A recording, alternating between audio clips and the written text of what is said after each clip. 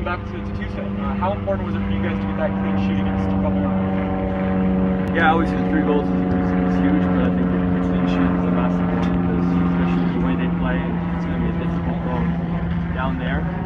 But hopefully, the way they need goals and also the way they just naturally play, we will find a hole where we can maybe exploit that, and we can find hopefully an away goal. And the fact that we will have kept our clean sheet at home would make that a massive achievement. What is the messaging? What's the mentality? The messaging is focus on LA Galaxy. Big game coming up. So we've built a little bit of momentum off of that, and why not try to take that into league play against a good opponent, against a team that's in our conference. We need to at some point start getting going in the league as well. So we're excited for the opportunity that we have in Leon next week, but we're fully focused on LA Galaxy right now. For sure. How do you evaluate overall the team's performances and early on this season, a few games in? Decent. I think the one where we struggled the most maybe was the Nashville at home. I think all credit to them. I think they actually played a really good game, and they're a good side. They've always been staunch defensively, and now they have guys who were able to make things happen up top, and then they were able to take advantage of one of their few chances. So that was a difficult one. Other than that, we go to Salt Lake. We had to make a rotation a little bit with players, and we're in that game. Really, we can take the lead there as well. We have a couple chances to tie it up, and that's why. And so far, obviously on CONCACAF, we've done well. We've kept clean sheets. We've been able to find the back of the net. Play really well defensively together as a unit. I really like that. I think Freddie, all the way from the top down last game, we really took pride in the way we defended. That came through, and so no quarrels there, but we'd love to see some of that in the league now. You mentioned Salt Lake there. Take us into the locker room. Take us through that 2-hour weather delay that happened. What exactly were you guys all doing? What was that like? How did that shift the game from a normal game to what happened? Oh, it's the same for both sides. So it's not like we had to deal with it in a more difficult way than they did. So,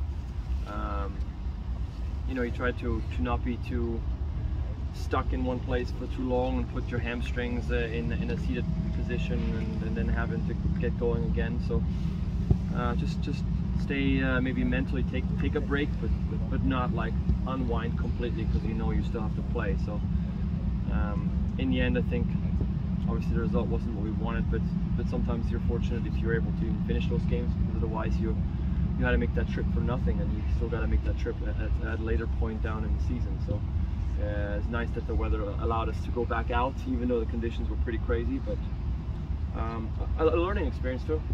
I think a really good one for someone like Obed, who maybe hasn't had to deal with something like that. So hopefully we can take that knowledge on board, and it'll help us down the road. What have you seen from Obed Vargas, the 16-year-old?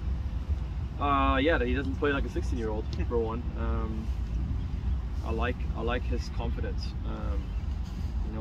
That's usually in preseason. It's a different beast when you're asking someone to show up in a pocket with a guy on his butt and pressing really high, and then you're sizzling a ball into his feet. And in preseason it's different because the pressure's off. But then really it was testament to actually how good he is when he was able to really just keep that going into the actual games. So that's been very, very impressive. As I always say with young guys, the most important thing is how do they handle a little bit of success. Like how does their attitude on the training field change? Do they keep going? Are they hungry? Do they feel like they still need to improve? And so far he's shown all the right things when it comes to that. Steph, oh, go ahead, Jada. Washington's lifting indoor as far as, it's going to be lifted. Well, that look, it'll be nice to see people's faces. Speaking of an actual look and seeing emotions on people's faces, and at times maybe you have to mask your disdain a little bit more when you're not too happy. But it's been a difficult time for everybody, and I'm still a little bit surprised that people are so upset we had to wear a mask. I don't think there's too many people that were like, sweet, I got to wear a mask today. Unless there's a couple people that have a weird fetish. don't think anybody was thrilled to put on a mask, right? Like, so you do it for the greater good. And honestly, I think I've gotten used to it. And so especially when I go into shops and stuff, market, supermarket, things like that, congested places, public transportation, I think it would be nice if people maybe just keep being mindful of others. I'm not saying like keep wearing a mask. I mean, you got to do what you got to do or what you think you need to do, but just be mindful of others and take care of your neighbors. I think showing empathy and caring for one another is not a bad trait. So let's see what happens. The lifting of that mandate. New York City FC refs and you guys have a commanding lead in CONCACAF Champions League in the first leg. Does it feel to you like this might be the year for MLS to win that tournament? Yeah, I mean, it looks like some other teams from the MLS are in good positions as well. So who knows? This might be one where there's multiple teams from the MLS that are in the running. But for us, again, you know, looking on paper, we know we had a good squad from the beginning. It's very difficult to get it going quickly. I think we saw our best game so far against Leon in the first leg. So we know we're capable of playing against a good side and play a really good game of soccer. So it would be nice. There's bragging rights involved with the first one.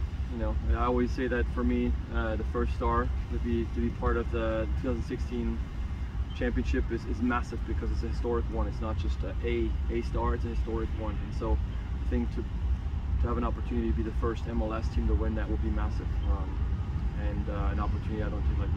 That said, you do have a big game against LA Galaxy coming up here at home. Could you just give us your take on that specific game? Good players, I think a good coach that tells his players exactly how he wants them to play. You know, has made some good additions, some dangerous players on that team. For me, obviously I think the focus will go on Chicharito, but Vasquez is a very, very dangerous player, someone who not only can finish himself, but also someone that actually provides for Chicharito a lot, right? So that is one we'll have to keep an eye on. Good midfield, good goalkeeper, overall a good side, you know. I think a good possession-based team, so we may have to pick our spots where we surrender possession a little bit. We saw against Leon that we were okay with that, maybe getting into a more tight block, good shape, defensively solid, and then find the spaces when they're trying to maybe overload somewhere, find the space in behind and use our strengths with Jordan and players like that. So, but a good squad. There's obvious reasons why they're 2-0, so it'll be a good test. In the last couple of meetings, you've really been able to contain Javier Hernandez. Fredy Montero just mentioned the importance of keeping him away from the 18, inside the 18 where he's more comfortable. How important is that going to be? Yeah, you know, I think his experience is, I would say, like, we need to eliminate the service first and foremost because his runs are so good. You know, keeping it out at 18 is, you know, you can't foul him. So if he wants to run in at 18, he's going to run in at 18. And like I said, his movement is exceptional. You know, he's got tons of experience. He will fake going far, floats in between the spaces, and then once you bite to the far, then he goes to the near, and then you're a step late. That's top-notch quality. You know, so I don't think we can really. We'll try to make it as difficult as possible as we can on him, but I think the first step would be can we actually just not allow that service coming into the box, right? They've actually started putting services in from a bit deeper even because they know that he's so darn good at making those runs. So something we're aware of, and we'll have to limit.